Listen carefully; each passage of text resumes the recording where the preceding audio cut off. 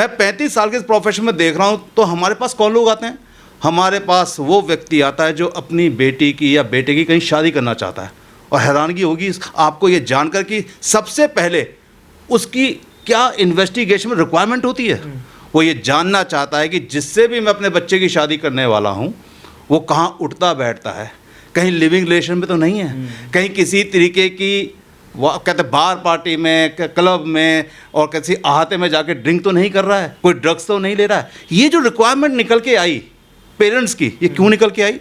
इसका मतलब कहीं ना कहीं लोगों को लगता है कि ऐसा है, और मुझे ऐसा लगता है अगर आप इसको गहराई से समझें तो आज के जो युवा हैं उनकी सोच और जो उनके पेरेंट्स हैं जो बुजुर्ग हो चुके हैं उनकी एक सोच के अंदर एक लड़ाई सी चल रही है। क्योंकि अगर हम पेरेंट्स की बात करते हैं तो जब वो अपनी जवानी में रहे होंगे आज से 30-35 साल पहले, तो आपको समझना होगा कि उस ज़माने में जो आज का कल्चर है वो वहाँ नहीं था। अगर प्रेमानंद महाराज जी जैसा इंसान इस इकोसिस्टम में थोड़ा सा भी कुटारघात करता है, थोड़ा सा भी उंगली उठाता है, तो नेचुरली इस इकोसिस्टम को समझने वाले लोग कहीं ना कहीं परेशान हो जाते हैं। मुझे ऐसा लगता है कि इन्वेस्टिगेशन के दौरान जो हमने देखा है, इतनी इन्वेस्टिगेशंस की हैं पिछले 35 साल के अंदर, और पिछले 5-10 साल के अंदर जब से ये क्राइम ज़्यादा होने लगे हैं, चाहे वो राजा रघुवंशी हो, वाकर हो, कहते हैं श्रद्धा वाकर हो, इस तरीके के जितने भी केसेस होने लगे हैं, हमारे पास डिमांड ज़्यादा बढ़ गई है। रोज़ की 30 से 35 कॉल सिर्फ ये जानने के लिए कि मैं अपने बच्चे की शादी करना चाहता हूँ, वो सामने वाला परिवार तो है ही, कहते कैसा, ये तो जानना है ही, लेकिन सबसे पहले ये जानना है कि जिस बच्चे के साथ शादी हो रही है वो कहीं ड्रग्स तो नहीं ले रहा है। हम प्राइवेट डिटेक्टिव प्रोफेशन में जितने भी लोग हैं सबके पास प्री मैट्रिमोनियल इन्वेस्टिगेशन के केसेस बढ़ते चले जा रहे हैं। हम वहाँ पे जब इन्वेस्टिगेशन में देखते हैं, अभी मुझे याद आ रहा है कि पिछले कहते हैं 2-4 महीने में जितनी हमने इन्वेस्टिगेशंस की हैं, उस इन्वेस्टिगेशन के अंदर 30%, एक बहुत बड़ा आंकड़ा है ये समाज का, कि 100 में से 30% लड़के या लड़कियाँ इस तरीके की कहते हैं चीज़ों में पाए गए कि वो क्लब जा रहे हैं, ड्रिंक कर रहे हैं, रात को लेट निकल रहे हैं, कार के अंदर ही कारोबार चल रहा है, कार के अंदर ही उनकी ड्रिंक्स चल रही हैं, उनकी गर्लफ्रेंड्स हैं, लड़कियों के साथ लड़के घूम रहे हैं, अलग अलग लिविंग रिलेशन में रह रहे हैं, घर में उन्होंने बता रखा। अब मान लीजिए किसी छोटे शहर से रिश्ता आ गया, छोटे शहर से किसी लड़के का या किसी लड़की का, हम यहाँ दोनों की बात करेंगे, यहाँ एक की बात हो ही नहीं सकती है। तो छोटे शहर से जो यहाँ पे आया, यहाँ जॉब कर रहा है, तो उसके घर वालों को नहीं पता, और जहाँ रिश्ता हो रहा है उनको भी नहीं पता। तो वो क्या करते हैं, प्राइवेट डिटेक्टिव वो हायर कर लेते हैं कि भाई ये पता तो करें कि आज की जो सोसाइटी है उसमें बहुत सारी प्रॉब्लम्स हैं, तो लड़के लड़कियाँ कर क्या रहे हैं, तो जिस लड़के से उनकी शादी होने वाली है, जिस लड़की से उनकी शादी होने वाली है, वो क्या कर रहा है। यहाँ पे हम हैरान हो जाते हैं जब इन्वेस्टिगेशन करते हैं, क्योंकि उनका जो अपना जो उनका कहते हैं घर का बैकग्राउंड है वो बहुत संस्कारों वाला है, लेकिन वो सारे संस्कार एक साइड में रह गए हैं क्योंकि उन युवाओं ने कुछ और अडॉप्ट कर लिया है, वो उनकी पर्सनल चॉइस थी।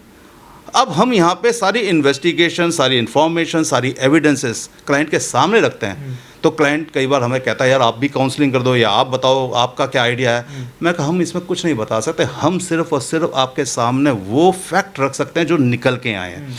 फैसला आपको करना है, और उसमें 99% लोग फैसला हमारा मानते हैं बिना कहे कि हमें यहाँ शादी नहीं करनी है। तो क्या फिर सोसाइटी का ताना बाना नहीं टूट रहा है? क्या सोसाइटी डिस्टर्ब नहीं हो रही है? तो यहाँ पे समझना होगा कि जो प्रेमानंद महाराज जी ने या और कथावाचकों ने कहा, और ऐसा नहीं एक आदमी ने कहा या 2 आदमी ने कहा, काफ़ी कथावाचकों ने कहा, लेकिन उनका कहने का जो अंदाज है वो बेबाक बोलते हैं, क्योंकि वहाँ दुनिया सुनने आती है। वो हर बात में नमक मिर्च लगाकर उसको शहद से घोलकर इस तरीके से नहीं बोल सकते कि आपको अच्छा लगना चाहिए। वो तो अपने जो उनके पास डाटा आया, जो उन्होंने महसूस किया, उसको अपने सब कहते श्रोताओं के सामने रख दिया। अब उसमें श्रोता कोई नहीं बोला, लेकिन जब वही वीडियो किसी ऐसे इंसान ने देखी जो उसको रिलेट कर रही है, या उसके परिवार को, या उसके भाई को, या उसकी बहन को रिलेट कर रही है, तो वहाँ पे फिर वो अजीब सी बात करते हैं। प्रेमानंद महाराज को लेके लगातार कंट्रोवर्सी हो रही है, सोशल मीडिया पे जैसे बाढ़ आ गई है। कुछ महिलाएं हैं वो कह रही है कि महाराज जो है वो ढोंगी है, और एक आदमी ने तो सोशल मीडिया पे प्रेमानंद महाराज को तक की धमकी दे दी। आपने देखा मुद्दा शुरू होता है लिव इन रिलेशनशिप से। लिव इन रिलेशनशिप को लेकर महाराज जी ने एक बयान दिया, जिसके बाद बवाल मच गया।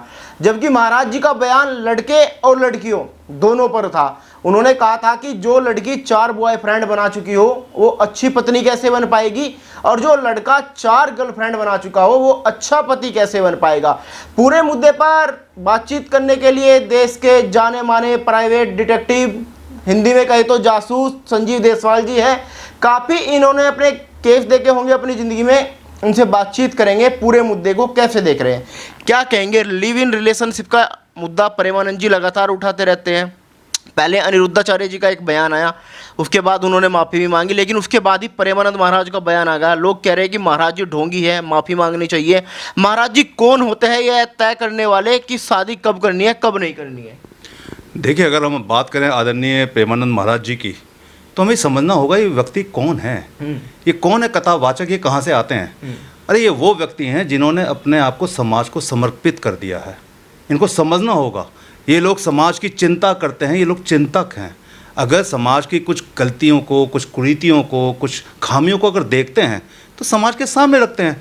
हो सकता है कि उनके बोलने में या उनके कहने में जो वाक्य हों, जो शब्द हों, वो लोगों ने ढंग से ना समझे हों। हो सकता है लड़कियों की बात करी हो और लड़कों को उन्होंने ना रखा हो, जबकि बात तो सीरियस ही है कि अगर लड़कियां कहीं इन्वॉल्व तो लड़कों के साथ ही तो इन्वॉल्व हैं। इसमें ये भी समझना बहुत ज़रूरी है कि हमारे देश के आंकड़े क्या कहते हैं। देखिए, एनसीआरबी के अगर आप आंकड़े उठाते हैं, नेशनल क्राइम रिकॉर्ड ब्यूरो जो एक सरकारी संस्था है, अगर आप उसके आंकड़े उठाते हैं तो आप देखेंगे कि हमारे देश के अंदर जितने भी मर्डर्स होते हैं, और ख़ासकर पति पत्नी के मर्डर्स की अगर हम बात करें, तो उनके पीछे जो सबसे बड़ा तीसरा कारण है वो प्रेम प्रसंग है। और हैरानगी की बात यह है कि अगर आपको आंकड़े एग्जैक्ट बताए जाएं तो हर साल 275 होती हैं इन सब प्रेम प्रसंगों के कारण। क्या आप इन आंकड़ों को छुपा सकते हैं कि राजा रघुवंशी की हत्या क्यों हुई? क्या आप इन आंकड़ों को छुपा सकते हैं कि एक लड़की मेरठ के अंदर अपने प्रेमी के साथ मिलकर कहते पति हत्या कर देती है और फिर नाटक करती है सांप से डसवाने का? क्या आप इसको नकार सकते हैं कि एक लेडी अपने हस्बैंड को मार के ड्रम के अंदर डाल देती है सीमेंट में? ये तो सारे के सारे ज्वलंत कहते उदाहरण है हमारे देश के अंदर। इसमें से ऐसा कोई उदाहरण ही नहीं जो छुपाया जा सकता हो। और सबसे बड़ी बात, क्या श्रद्धा वॉकर लिविंग रिलेशन में जो रह रही थी उसकी क्या करना आफ्ताब के द्वारा? इतने सारे उदाहरण, इतने सारे एनसीआरबी के आंकड़े ये बताते हैं कि हमारे देश में कुछ गलत हो रहा है। मैं इसमें अगर ऐसा समझूं कि एज अ प्राइवेट डिटेक्टिव मुझे 35 साल हो चुके हैं इस प्रोफेशन में, मैं 35 साल के इस प्रोफेशन में देख रहा हूं, तो हमारे पास कौन लोग आते हैं?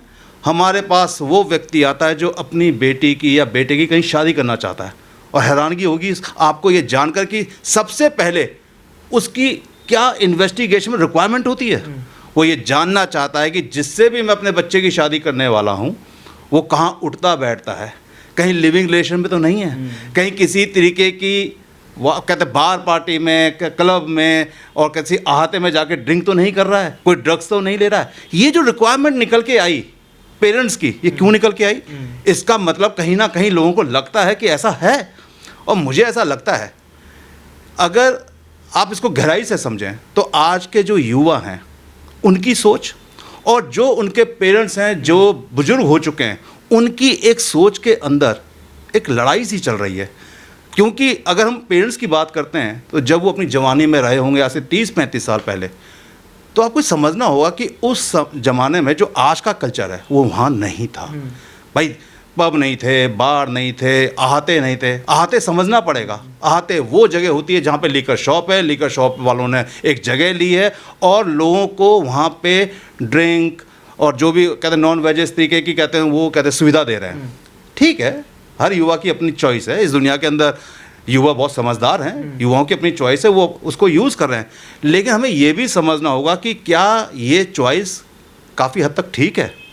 अगर आप मेजॉरिटी ऑफ सोसाइटी समझें, जो हमारे युवा हैं वो तो बहुत अच्छे हैं, बहुत शानदार हैं, बहुत फिटनेस फ्रीक हैं, अपना क्लब में नहीं जाते, लड़कियों के साथ कहते हैं ठीक है, किसी की गर्लफ्रेंड होना कोई गलत बात थोड़ी है।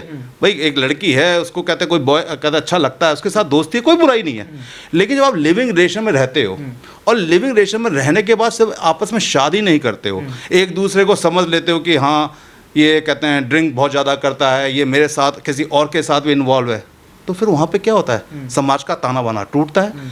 तो मुझे नहीं लगता कि प्रेमानंद महाराज जी ने कुछ ऐसा गलत कह दिया जिसके ऊपर इतना हाय तौबा मचाई जाए।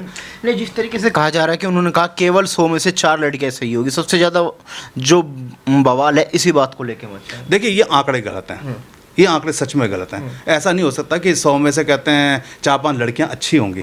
मैं ये कहता हूँ कि हार्डली हमारे समाज के अंदर 10 से 15% ऐसे बच्चे हैं जिनको हम कह सकते हैं कि शायद उनकी जो सोच है या उनकी जो तरीका है जीने का वो गलत है। लेकिन 90% या 80% लोग बहुत शानदार हैं, तभी तो सोसाइटी चल रही है। और देखिए एक इकोसिस्टम बन जाता है इस पूरी दुनिया का या हमारे देश का। एक लीकर शॉप खुलती है, लीकर शॉप वाले को फ़ायदा हो रहा है। लीकर शॉप वाला आता खोलता है, आते वाले को फ़ायदा हो रहा है। वहाँ पे युवा जाते हैं, एंजॉय करते हैं, ड्रिंक करते हैं, नॉन वेज खाते हैं, जो भी खाते पीते हैं उनकी चॉइस, उनको फ़ायदा होता है। फिर जब वो पी के बाहर निकलते हैं तो ट्रैफिक पुलिस वाले पकड़ लेते हैं, चालान काटते हैं, उनको फ़ायदा हो रहा है।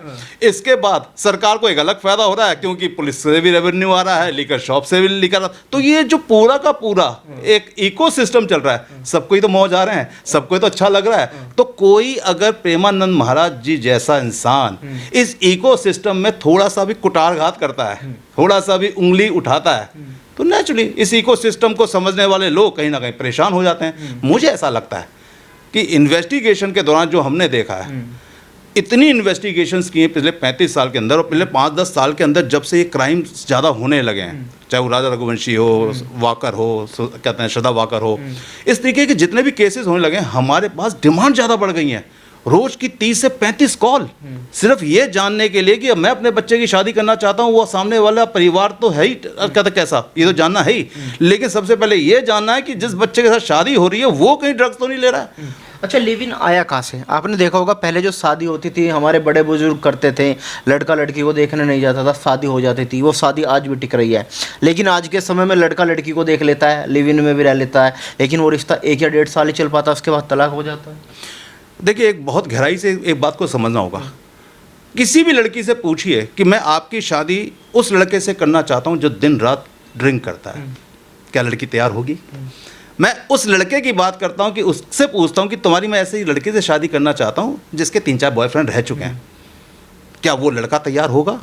नेचुरली वो तैयार नहीं होंगे। लेकिन लिविंग रिलेशन में एक साथ रह रहे हैं। लिविंग रिलेशन आया कहाँ से? लोग ऐसा रहते क्यों हैं? होता क्या है कि पुराने ज़माने में हम लोगों का जो कहते हैं वर्किंग स्टाइल था, वो अपने गांव आसपास कर रहे थे, लोग वहीं कहते पढ़ते लिखते थे, वहीं काम धाम करते थे।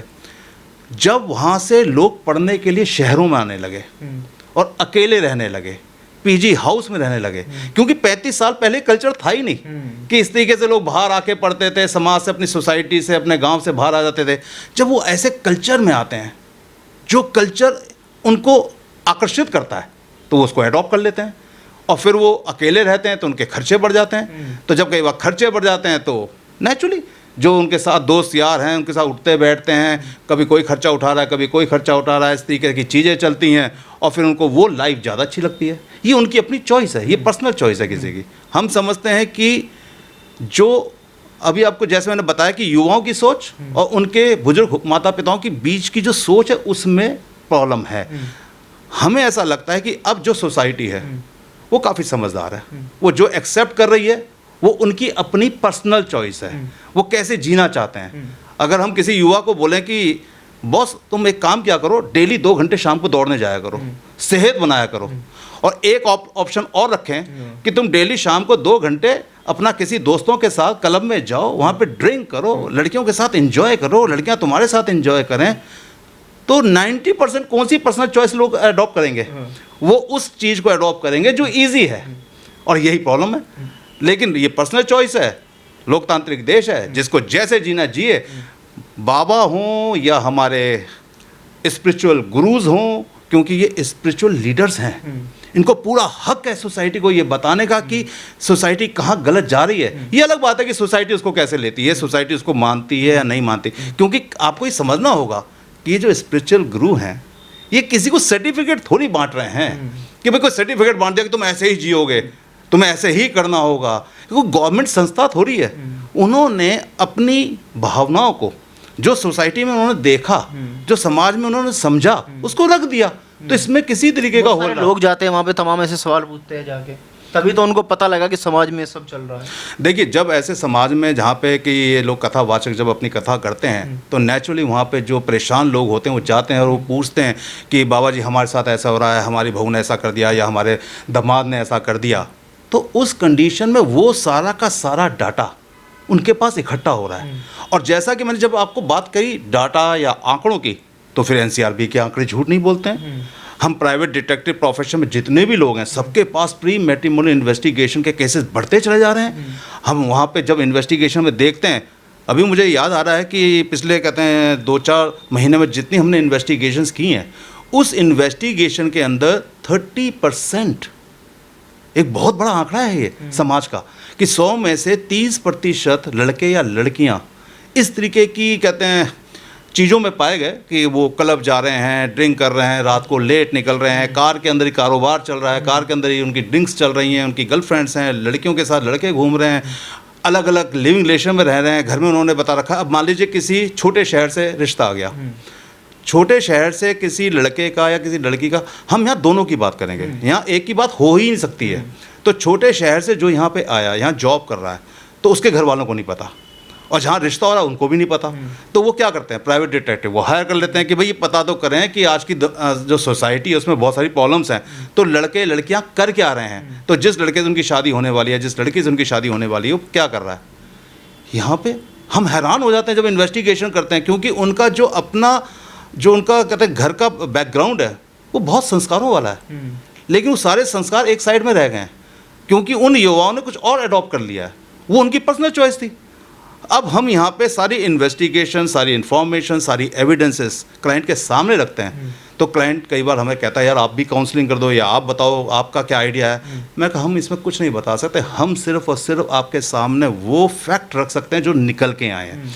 फैसला आपको करना है, और उसमें 99% लोग फैसला हमारा मानते हैं बिना कहे कि हमें यहाँ शादी नहीं करनी है। तो क्या फिर सोसाइटी का ताना बाना नहीं टूट रहा है, क्या सोसाइटी डिस्टर्ब नहीं हो रही है। तो यहाँ पे समझना होगा कि जो प्रेमानंद महाराज जी ने या और कथावाचकों ने कहा, और ऐसा नहीं एक आदमी ने कहा या 2 आदमी ने कहा, काफ़ी कथावाचकों ने कहा, लेकिन उनका कहने का जो अंदाज है वो बेबाक बोलते हैं, क्योंकि वहाँ दुनिया सुनने आती है। वो हर बात में नमक मिर्च लगाकर उसको शहद से घोलकर इस तरीके से नहीं बोल सकते कि आपको अच्छा लगना चाहिए। वो तो अपने जो उनके पास डाटा आया, जो उन्होंने महसूस किया, उसको अपने सब कहते श्रोताओं के सामने रख दिया। अब उसमें श्रोता कोई नहीं बोला, लेकिन जब वही वीडियो किसी ऐसे इंसान ने देखी जो उसको रिलेट कर रही है, या उसके परिवार को या उसके भाई को या उसकी बहन को रिलेट कर रही है, तो वहाँ पे फिर वो अजीब सी बात करते हैं, बाबा के वो की बात करते हैं, उनको बदतमीजी करते हैं, जबकि सोचना चाहिए कि हमारे स्पिरिचुअल गुरु के बारे में क्या बोल रहे हैं। प्रेमानंद महाराज को संत मानते हैं या ढोंगी मानते हैं?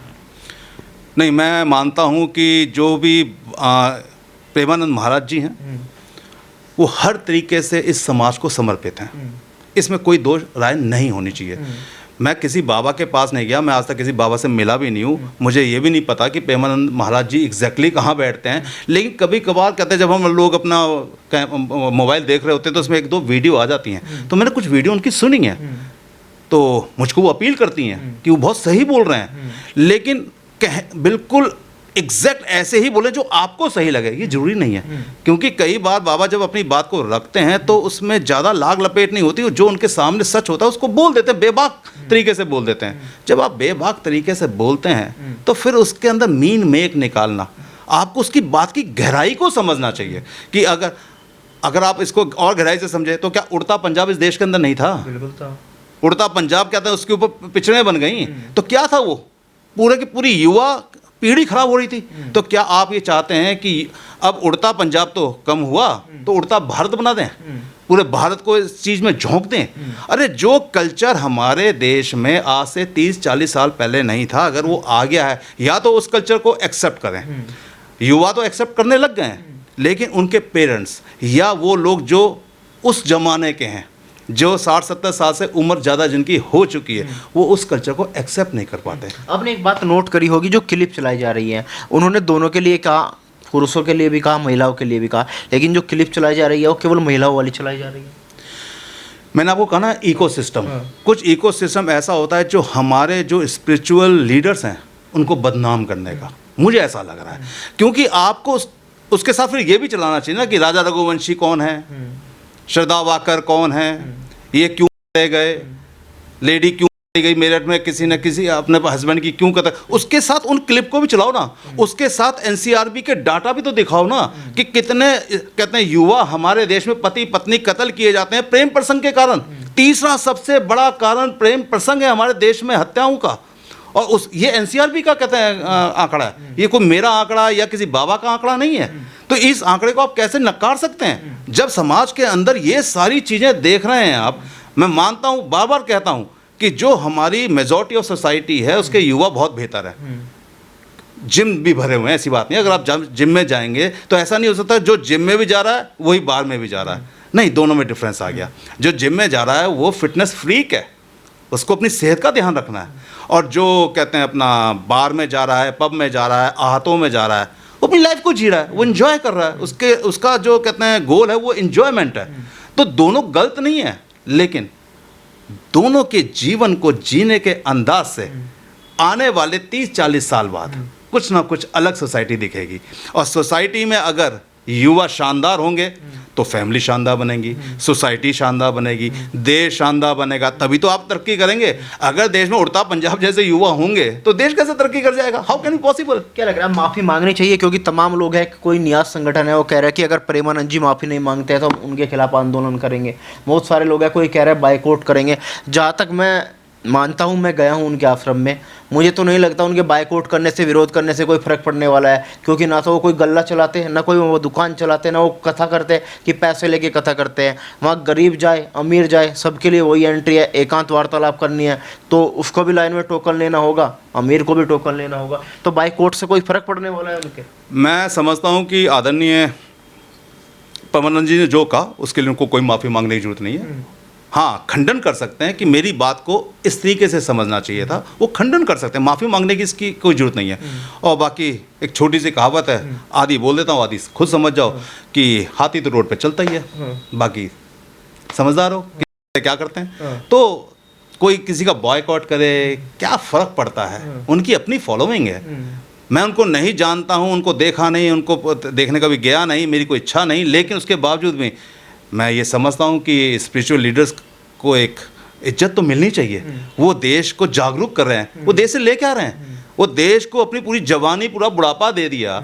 जिस इंसान ने दुनिया को जगाने के लिए अपने आप को समर्पित कर दिया, जो सुबह से लेकर शाम तक चिंता करता है देश की और चिंतक बन जाता है, आप उसकी छोटी सी बात पकड़कर उसको आप बदनाम करें, तो मुझे ऐसा लगता है कि इसके पीछे फिर कोई बहुत बड़ी साजिश हो सकती है। और ऐसे लोगों की जो हमारे देश में ये नहीं चाहते कि हिंदुत्व की कहते हैं मान्यता बढ़े, हिंदुत्व आगे बढ़े और बाबा इन लोगों को कहते हैं इज्जत मिले, ये शायद इसकी ये वजह हो सकती है। लिव इन को कैसे देखते हैं? आपकी नज़र में सही है या गलत है?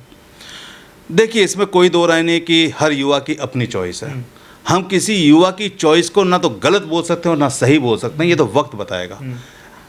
मेरी पर्सनल चॉइस अगर पूछोगे तो मुझे लगता है कि लिविंग रिलेशन कोई अच्छी तो कहते हैं नहीं है प्रथा।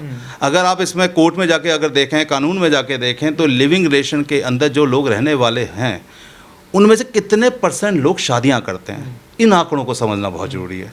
अगर उसमें से सिर्फ 10% लोग शादी करते हैं तो 90% लोगों ने क्या किया, सिर्फ अपने जीवन को जिया और फिर उसके बाद वो कहीं और जाते हैं। तो नेचुरली लिविंग रिलेशन मेरी नज़र में बहुत कुछ अच्छा नहीं है, लेकिन पर्सनल चॉइस है लोगों की, लोग जैसे मन चाहे चाहिए। हमारे पास जब इन्वेस्टिगेशंस आती हैं और कहीं ऐसा निकल के आता है तो हम यहाँ देखते हैं कि उस लिविंग रिलेशन में डेप्थ कितनी है। क्योंकि आप लिविंग रिलेशन में इसलिए तो चले नहीं गए कि अपने माँ बाप को भी आपने बोल दिया कि हाँ मैं लिविंग रिलेशन में रहना चाहता हूँ, फादर को भी पता है, मदर को पता है। यहाँ लोगों को पता ही नहीं कि उनके बच्चे पढ़ रहे हैं या लिविंग रिलेशन में रह रहे हैं। लिविंग रिलेशन में रहते हैं, वहाँ बच्चे हो जाते हैं, फिर वहाँ लीगल फाइट्स स्टार्ट होती हैं। वहाँ पे लड़की बोलती है मुझे इससे शादी नहीं करनी, लड़का बोलता है मुझे इससे शादी नहीं करनी, क्योंकि वो एक दूसरे की कमियों को देख लेते हैं, एक दूसरे की बुराइयों को देखते हैं। और हमारे देश में अब जब से ये कल्चर बदला है, मोबाइल, लैपटॉप, पब्स, मॉल्स, तब से आदमी के अंदर सहनशक्ति ख़त्म होती जा रही है कि वो ये एक्सेप्ट कर ले कि नहीं तुम गलत हो तब भी मुझे एक्सेप्टेड हो। यहाँ एक्सेप्ट 1 मिनट में आदमी नहीं करता, इमीडिएटली उस रिलेशन को तोड़ने की कोशिश करता है। That's the problem. तो ये थे हमारे साथ संजीव देसवाल जी, जिन्होंने 35 साल का अनुभव हमको बताया। आप भी इस वीडियो को लेके क्या सोचते हैं कमेंट बॉक्स में हमें जरूर बताएं, और क्या प्रेमानंद महाराज जी को माफ़ी मांगनी चाहिए ये भी कमेंट में आप लोग जरूर बताएं।